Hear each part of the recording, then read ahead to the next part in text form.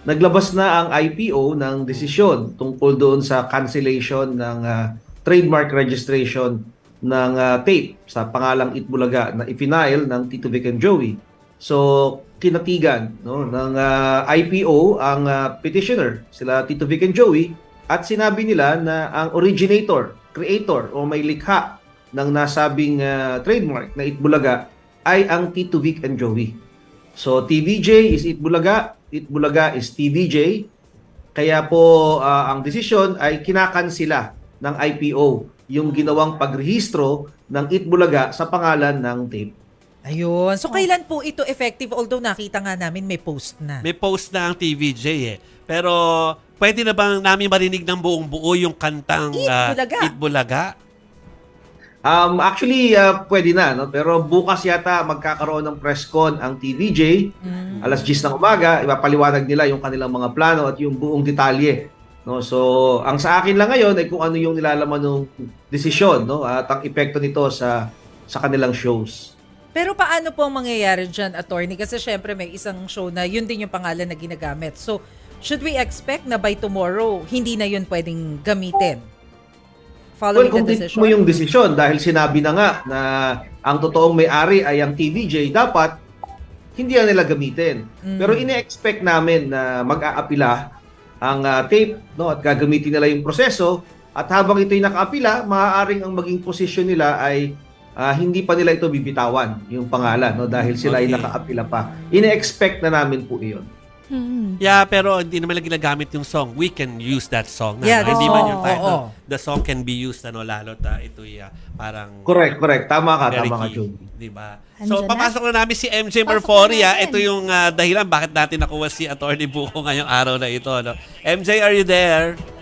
Attorney Buko, Kuya Jovi, Chicky, and Mase, hello ulit sa inyo. No? Talaga nag-around the world tayo dahil napakarami pa nating coverage. Pero the top story for today, ito talagang TVJ. Nakita naman natin, Attorney Buko, kahit na hindi pa ginagamit ng TVJ officially sa kanilang mga programa or sa kanilang programa yung Itbulaga, nag-post na sila kanina no, sa kanilang social media ng TVJ at yung word na Itbulaga ay ginamit nila. Yung title na Itbulaga rather ay ginamit na nila. So nakakatuwa at medyo emotional. Ngayon nga, Attorney Buko, viral na yung mga interview mo kanina sa atin sa 1PH at sa News 5 dahil nga doon sa pag-explain mo nito.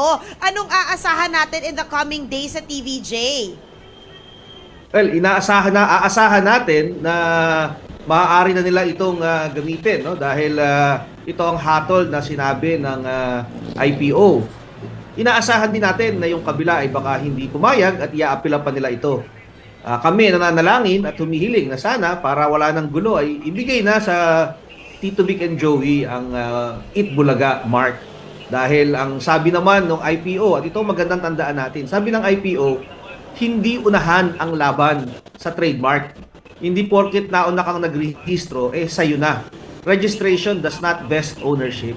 Ang sabi ng IPO, kahit nauna ka nagrehistro, kung hindi naman ikaw ang may likha, mas may karapatan pa rin yung may likha doon sa trademark. No? Kaya kung susundin natin yon, dapat ibigay na sa Tito Vic and Joey yung kanilang nilikha. Atty. Buko. Atty. Buko, kasi alam namin, nakita namin yung post sila sa social media nila, no, na emotional yon kung tutuusin. Pero kayo ba nakausap niyo ng mga kliyente nyo? Kamusta sila? Gaano sila kasaya dito sa naging ano development? nga sila very, very thankful. Ang sabi nga nila, maagang pamasko. Sabi ni Tito Sen, bukas daw, ihahayag niya ang kanyang mga saloobin sa kanilang press con. Pero sa kanila, ang turing nila, maagang pamasko ito. MJ, are still there? Andiyan pa ba si MJ? Ayan yung post pa. Oh.